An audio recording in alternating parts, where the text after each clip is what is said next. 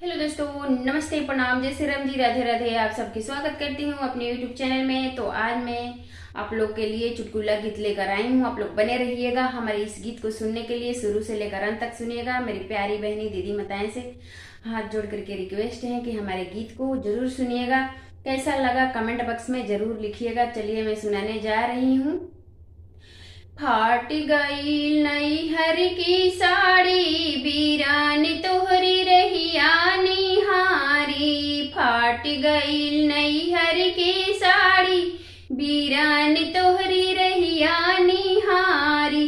ससुरे में सास मोरी मनही ना भावे, ससुरे में सास हमरी मनही ना भावे।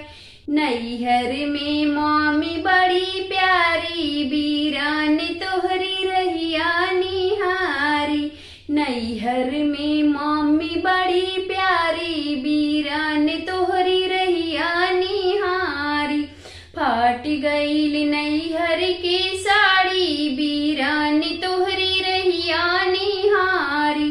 फाट गईल नैहर की साड़ी, वीरान तोहरी रहिया निहारी। ससुरे में जेठनी हमरी मनही ना भावे, ससुरे में जेठनी हमरी मनही ना भावे। नैहर में भाभी बड़ी प्यारी, वीरान तोहरी रहिया निहारी।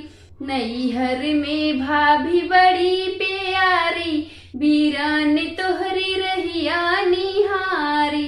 फाट गईल नैहर की साड़ी, वीरान तोहरी रहिया निहारी। ससुरे में ननदी हमरी मनही ना भावे, ससुरे में ननदी हमरी मनही ना भावे। नैहर में बहिनी बड़ी प्यारी, वीरान तोहरी रहिया निहारी। नैहर में बहिनी बड़ी प्यारी, वीरान तोहरी रहिया निहारी। फाट गईल नैहर की साड़ी, वीरान तोहरी रहिया निहारी। फाट गईल नैहर की साड़ी, वीरान तोहरी रहिया निहारी। फाट गईल नैहर की साड़ी, वीरान तोहरी रहिया